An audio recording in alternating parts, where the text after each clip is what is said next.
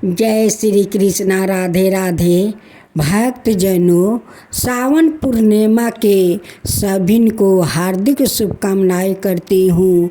सत्यनारायण भगवान सभी को सुखे और खुशी रखे। राधे राधे। भक्त जनों, आज आप सभी श्रवण करेंगे आषाढ़ पूर्णिमा सत्यनारायण भगवान की व्रत कथा। तो बोलो सत्यनारायण भगवान की जय, सत्यनारायण भगवान की जय। सत्यनारायण जी की पहला अध्याय। एक समय की बात है, नैसिरन तीर्थ में सैनकादि 88,000 ऋषियों ने श्री सूत जी से पूछा, हे प्रभु, इस कलयुग में वेद विद्या रहित मनुष्यों को प्रभु भक्ति किस प्रकार मिल सकती है और उनका उद्धार कैसे होगा? हे मुनि श्रेष्ठ, कोई ऐसा तप बताइए जिसे थोड़ा समय में ही पुण्य मिले और मनोवांछित फल भी मिल जाए। इस प्रकार की कथा सुनने की हम लोग इच्छा रखते हैं।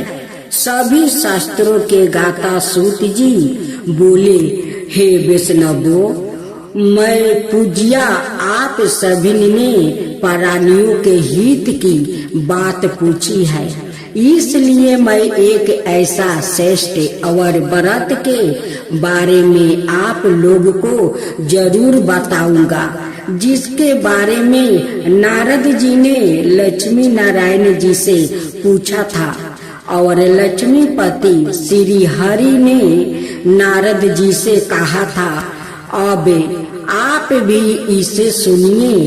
एक समय की बात है, नारद जी ने दूसरों के हित की इच्छा लिए अनेकों लोकों में घूमते हुए मृत्यु लोक में जा पहुंच गया।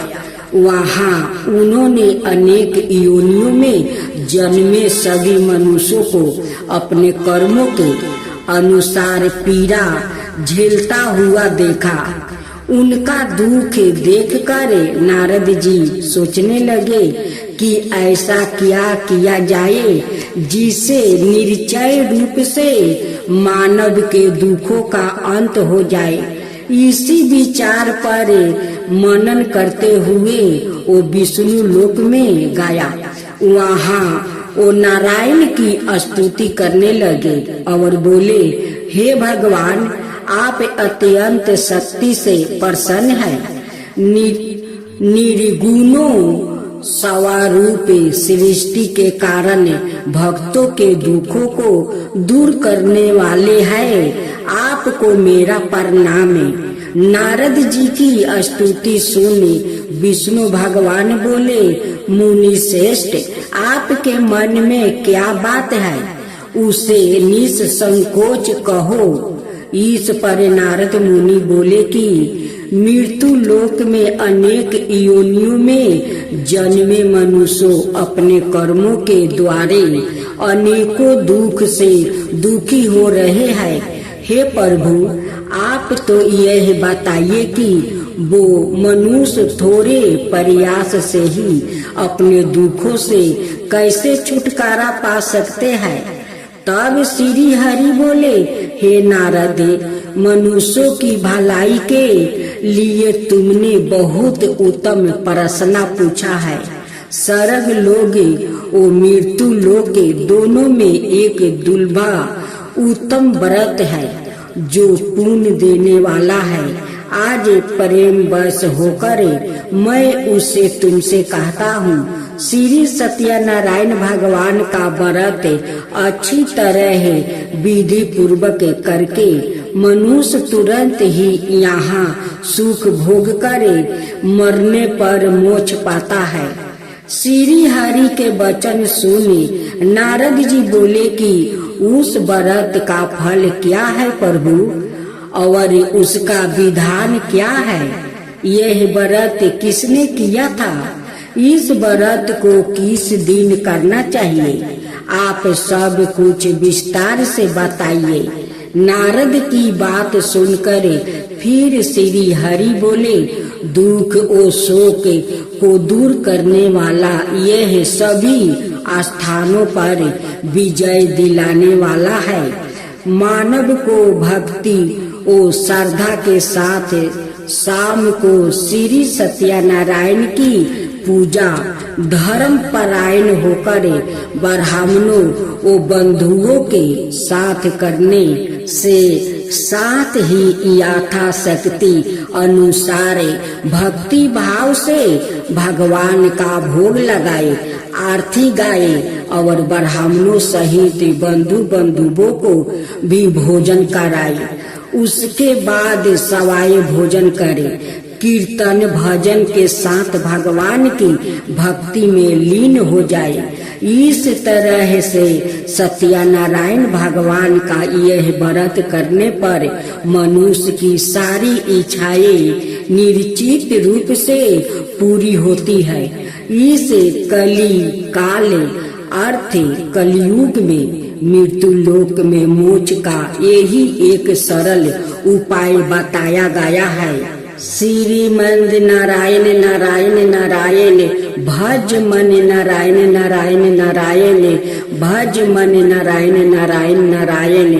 श्री सत्यनारायण भगवान की जय।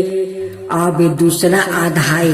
श्री सत्या जी बोले, हे दिरजो, अब मैं पूर्ण काल में जिसने इस सत्यनारायण व्रत को किया था उसे भली भांति विस्तार पूर्वक कहूँगा। रमणीय काशी नामक नगर में कोई अत्यंत निर्धन ब्राह्मण रहता था। भूख और प्यास से व्याकुल होकर वो प्रतिदिन पृथ्वी पर भटकता रहता था। ब्राह्मण प्रिया भगवान ने उस दुखी ब्राह्मण को देखकर वृद्धा ब्राह्मण का रूप धारण करके उस वृद्धा से आदर पूर्वक पूछा, हे वीरपा, प्रतिदिन अत्यंत दुखी होकर तुम किस लिए पृथ्वी पर भ्रमण करते रहते हो? हे वृद्धा श्रेष्ठ, यह सब बतलाओ, मैं सुनना चाहता हूँ। ब्राह्मण बोला, प्रभु, मैं अत्यंत दलिद्रता ब्राह्मण हूँ और भिक्षा के लिए ही पृथ्वी पर घूमता करता हूँ। यदि मेरी इस दलिद्रता को दूर करने का आप कोई उपाय जानते हो तो कृपा पूर्वक बतलाओ। वृद्धा ब्राह्मण बोला, हे ब्राह्मण देव, सत्यनारायण भगवान विष्णु अभीष्ट फल को देने वाले हैं। हे वीरबा, तुम उनका उत्तम व्रत करो, जिसे करने से मनुष्य सभी दुखों से मुक्त हो जाता है। व्रत के विधान को भी ब्राह्मण से यत्न पूर्वक कहकर वृद्धा ब्राह्मण रूपधारी भगवान विष्णु वही पर अंतर ध्यान हो गए। वृद्धा ब्राह्मण ने जैसे कहा, हाँ, उस व्रत को अच्छी प्रकार से वैसे ही करूँगा। यह सोचते हुए उस ब्राह्मण को रात में नींद नहीं आई। अगले दिन प्रात काल उठकर सत्यनारायण का व्रत करूँगा, ऐसा संकल्प करके वो ब्राह्मण भिक्षा के लिए चल पड़ा। उस दिन ब्राह्मण को भिक्षा में बहुत सा धन प्राप्ति हुआ। उसी धन से उसने बंधुओं के साथ भगवान सत्यनारायण का व्रत किया। इस व्रत के प्रभाव से वो श्रेष्ठ ब्राह्मण सभी दुखों से मुक्ति होकर समस्त संपत्तियों से संपन्न हो गया। उस दिन से लेकर प्रत्येक महीने उसने यह व्रत किया। इस प्रकार भगवान सत्यनारायण के इस व्रत को करके वो श्रेष्ठ ब्राह्मण सभी पापों से मुक्त हो गया और उसने दुर्लभ मोक्ष पद को प्राप्ति किया। हे वीरबा, पृथ्वी पर जब भी कोई मनुष्य श्री सत्यनारायण का व्रत करेगा उसी समय उसके समस्त दुख नष्ट हो जाएंगे। हे ब्राह्मणों, इस प्रकार भगवान नारायण ने महात्मा नारद जी से जो कुछ कहा मैंने वो सब आप लोग से कह दिया है। आगे अब और क्या कहूँ। हे मुनि, इस पृथ्वी पर उस ब्राह्मण से सुने हुए इस व्रत को किसने किया हम वो सब सुनाना चाहते हैं। उस व्रत पर हमारी श्रद्धा हो रही है। श्री सूत जी बोले, मुनियों, पृथ्वी पर जिसने यह व्रत किया है उसे आप लोग सुनो। एक बार वो वृद्धा श्रेष्ठ अपनी धन संपत्ति के अनुसार बंधु बंधुओं और परिवार जनों के साथ व्रत करने के लिए उदित हुआ। इसी बीच एक लकड़हारा वहाँ आया और लकड़ी बाहर रख कर उस ब्राह्मण के घर गया। प्यास से व्याकुल वो उस ब्राह्मण को व्रत करता हुआ देख कर प्रणाम करके उसे बोला, प्रभु आप यह क्या कर रहे हैं? इसके करने से किस फल की प्राप्ति होती है?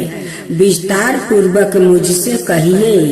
बीरबा ने कहा, यह सत्यनारायण का व्रत है जो सभी मनोरथ को प्रदान करने वाले हैं। उसी के प्रभाव से मुझे यह सब महान धन धनाए आदि प्राप्ति हुआ है। जल पीकर और प्रसाद ग्रहण करके वो नगर चला गया। सत्यनारायण देव के लिए मन से ऐसे सोचने लगा कि आज लकड़ी बेचने से जो धन प्राप्ति होगा उसी धन से भगवान सत्यनारायण का श्रेष्ठ व्रत करूंगा।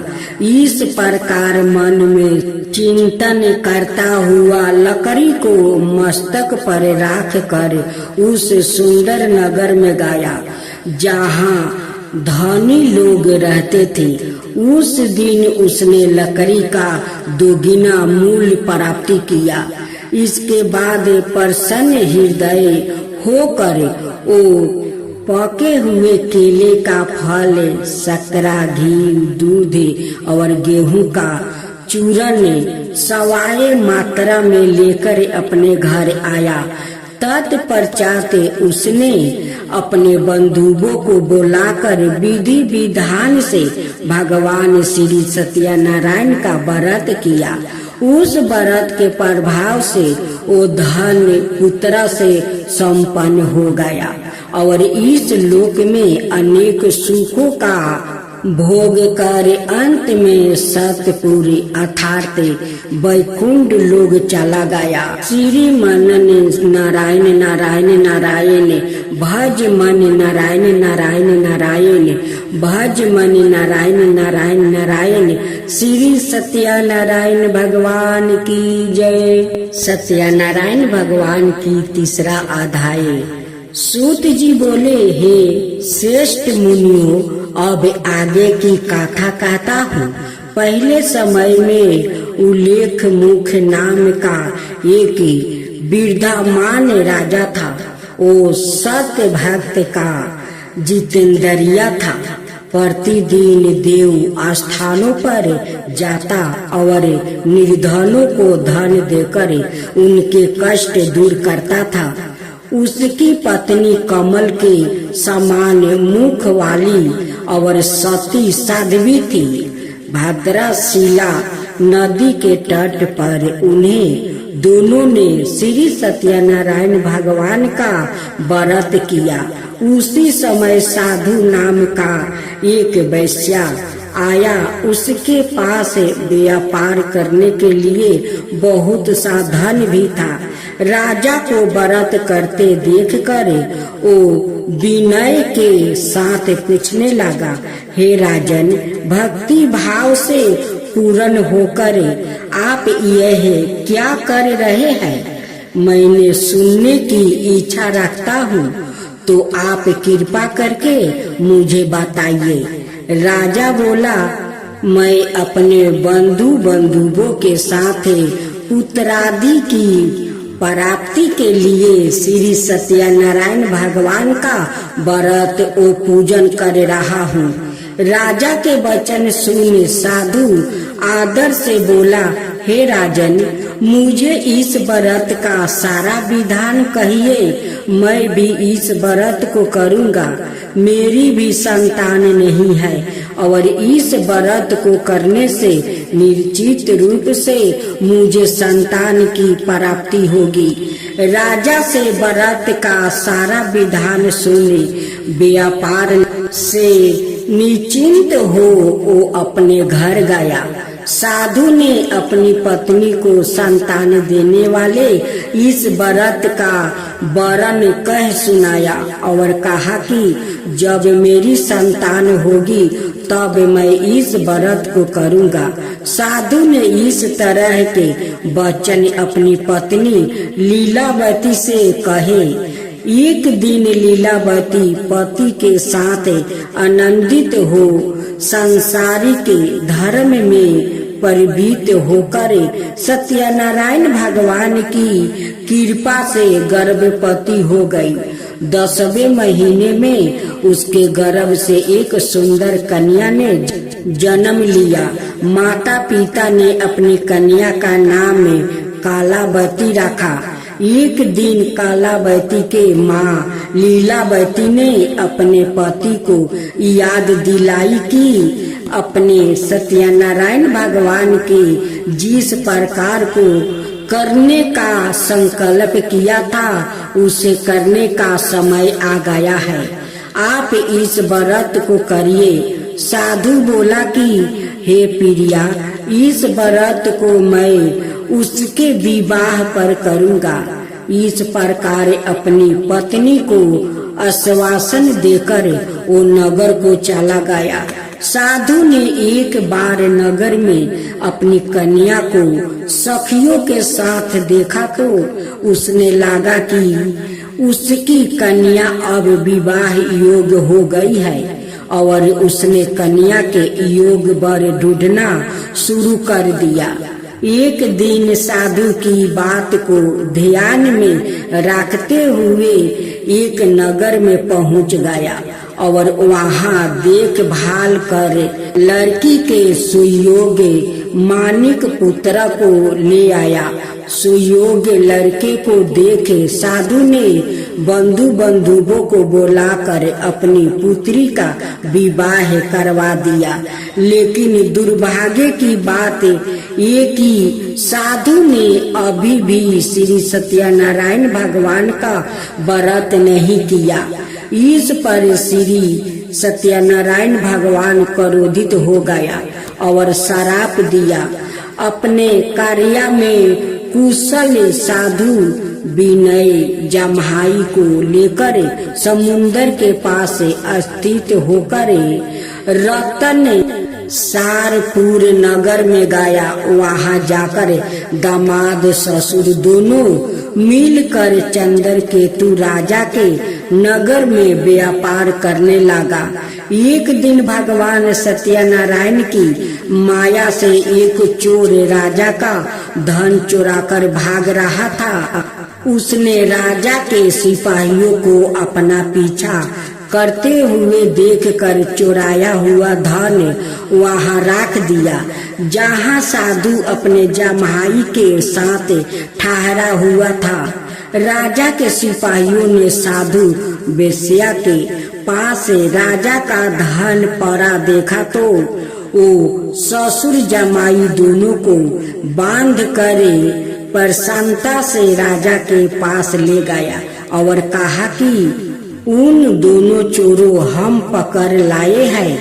आप आगे की कार्य वही की आज्ञा दे।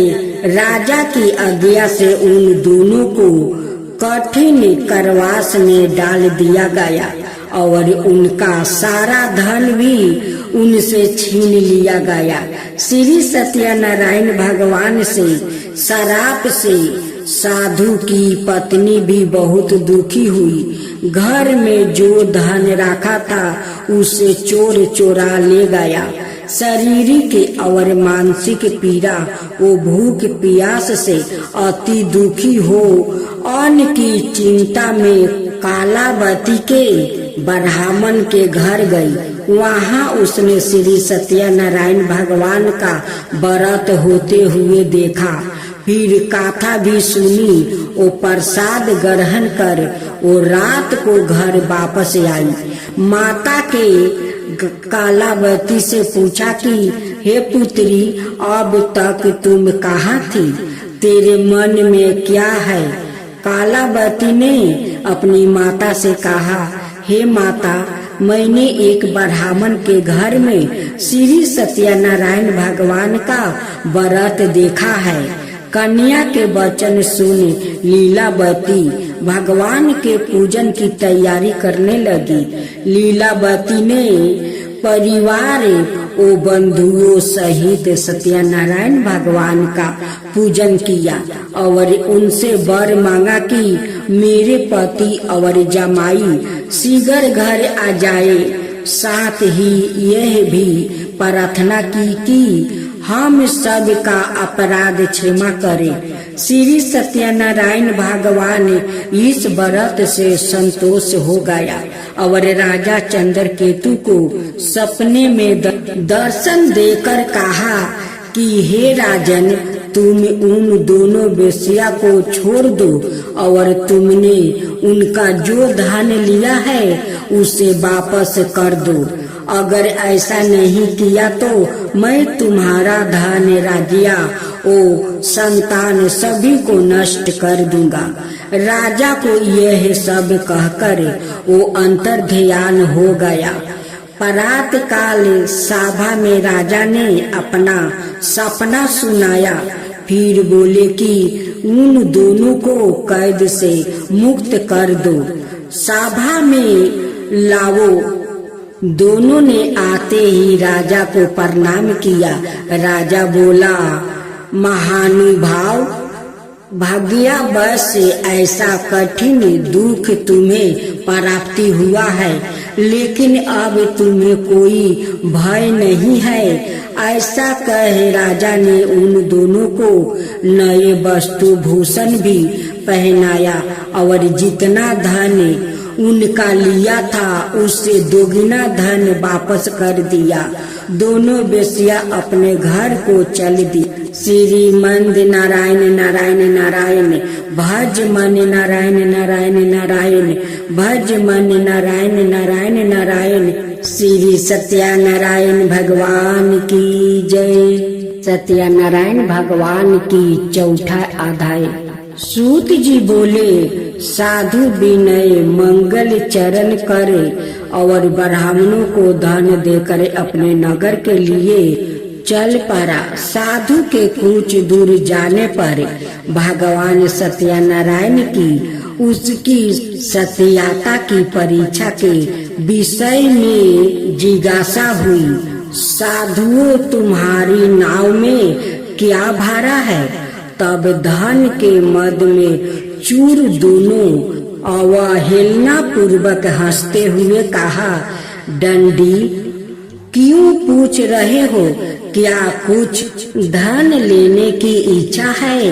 हमारी नाव में तो लाता और पते आदि भरे हैं। ऐसी निष्ठुर वाणी सुनकर तुम्हारी बात सच हो जाए, ऐसा कहकर दंडी सन्यासी को रूप धारण किए हुए भगवान कुछ दूर जाकर समुद्र के समीप बैठ गया। दंडी के चले जाने पर नित्य क्रिया करने के पश्चात उतराई हुए और जल में ऊपर की ओर उठी हुई नौका को देखकर साधु अत्यंत आश्चर्य में पड़ गया और नाव में लाता और पते आदि देखकर मूर्छित हो गया। पृथ्वी पर गिर पड़ा। मूर्छित होने पर मानिक पुत्र चिंतित हो गया। तब उसके दामाद ने इस प्रकार कहा, आप शोक क्यों करते हैं? डंडी ने श्राप दे दिया है। इस स्थिति में वो चाहे तो सब कुछ कर सकते हैं, इसमें संदेह नहीं। अतः उन्हीं की शरण में हम चले, वही मन की इच्छा पूरी होगी। दामाद की बात सुनकर वो साधु विनय उनके पास गया और वहाँ डंडी को देखकर उसने भक्ति पूर्वक उन्हें प्रणाम किया और आदर पूर्वक कहने लगा, आपके सम्मुख मैंने जो कुछ कहा है सत्य भाषा रूप अपराध किया है। आप मेरे उस अपराध को क्षमा करें। ऐसा कहकर बारंबार प्रणाम करके वो महान शोक से अकुल हो गया। डंडी ने उसे रोता हुआ देखकर कहा, हे मूर्ख, रोवो मत, मेरी बात सुनो। मेरी पूजा से उदासीनी होने के कारण और मेरी आज्ञा से ही तुमने बारंबार दुख प्राप्ति किया है। भगवान की ऐसी वाणी सुनकर वो उनकी स्तुति करने लगा। साधु ने कहा, हे प्रभु, यह आश्चर्य की बात है कि आपकी माया से मोहित होने के कारण ब्रह्मा आदि देवता भी आपके गुणों और रूपों को यथावत रूप से नहीं जान पाते। फिर मैं मूर्ख आपकी माया से मोहित होने के कारण कैसे जान सकता हूँ? आप प्रसन्न हो, मैं अपने धन संपत्ति के अनुसार आपकी पूजा करूँगा। मैं आपकी शरण में आया हूँ। मेरा जो नौका में स्थित पूरा धन था उसकी और मेरी रक्षा करो। उस विनय की भक्ति युक्त वाणी सुनकर भगवान जनार्दन संतोष हो गए। भगवान हरि उसे अभीष्ट वर प्रदान करके वही अंतर्ध्यान हो गए। उसके बाद वो साधु अपनी नौका में चढ़ा और उसे धन धनाय से परिपूर्ण देखकर भगवान सत्यादेव की कृपा से हमारा मनोरथ सफल हो गया। ऐसे कहकर अश्वजनों के साथ उसने भगवान की विधिवत पूजा की। भगवान श्री सत्यनारायण की कृपा से वो आनंद से परिपूर्ण हो गया और नाव को परिवर्तन किया। साधु विनय ने अपने दामाद से कहा, ओ देखो, मेरी रतनपुरी नगरी दिखाई दे रही है। इसके बाद उसने अपने धन के रक्षक दूत को अपने आगमन का समाचार देने के लिए अपनी नगरी में भेजा। उसके बाद उस दूत ने नगर में जाकर साधु की भैरा को देखा, हाथ जोड़कर प्रणाम किया और उसके लिए अभिष्ट बात कही। सेठ जी अपने दामाद और बंधुओं के साथ बहुत सारे धन धनाय से संपन्न होकर नगर के निकट पधारे गए। दूत के मुख से यह बात सुनकर वो महान आनंद से विहल हो गई और उस धावानी ने श्री सत्यनारायण की पूजा करके अपनी पुत्री से कहा, मैं साधु के दर्शन के लिए जा रही हूँ, तुम शीघ्र आ जाओ।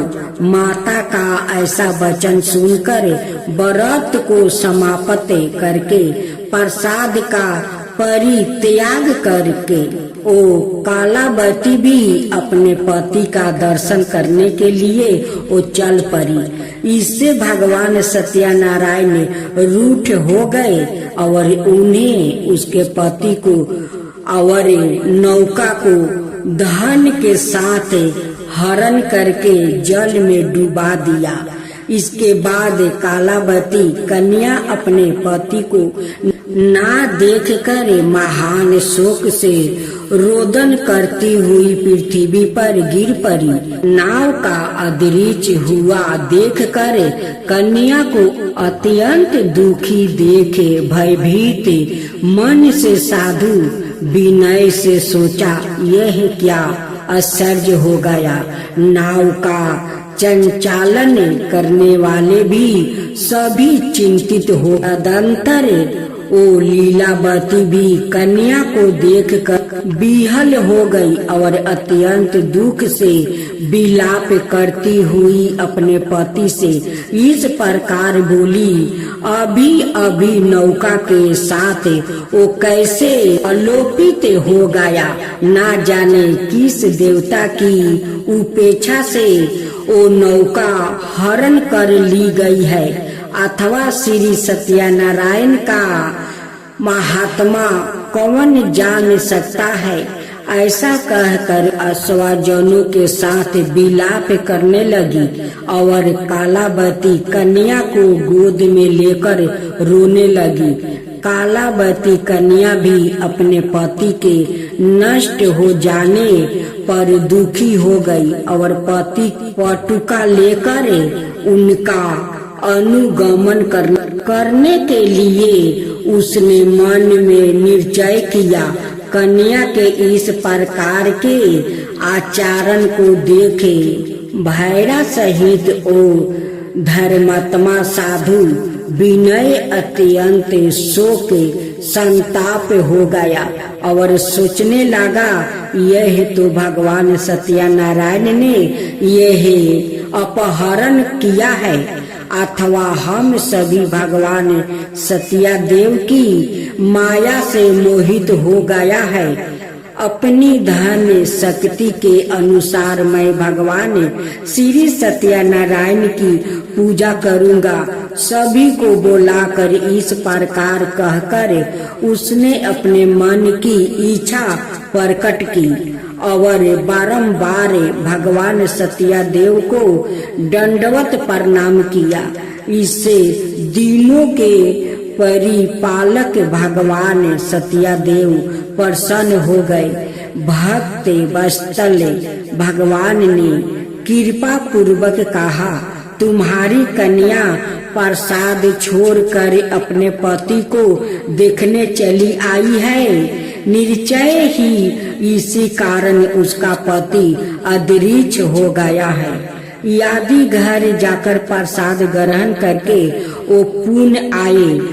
हे साधु विनय, तुम्हारी पुत्री पति को प्राप्ति करेगी, इसमें संदेह नहीं है।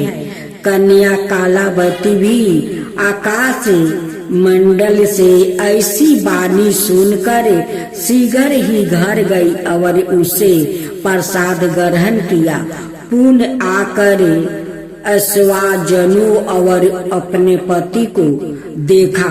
तब कालावती कन्या ने अपने पिता से कहा, अब तो घर चलो, विलंब क्यों कर रहे हैं। कन्या की वो बात सुनकर मानिक पुत्र संतोष हो गया और विधि विधान से भगवान सत्यनारायण का पूजन करके धन और बंधुओं के साथ अपने घर गया। तदंतर पूर्णिमा और संक्रांति पर्वों पर भगवान सत्यनारायण का पूजन करते हुए इस लोक में सुख भोग कर अंत में वो वैकुंठ लोक में चला गया। श्रीमंद नारायण नारायण नारायण भज मन नारायण नारायण नारायण भज मन नारायण नारायण नारायण। श्री सत्यनारायण भगवान की जय। अब सत्यनारायण भगवान की 5वां अध्याय।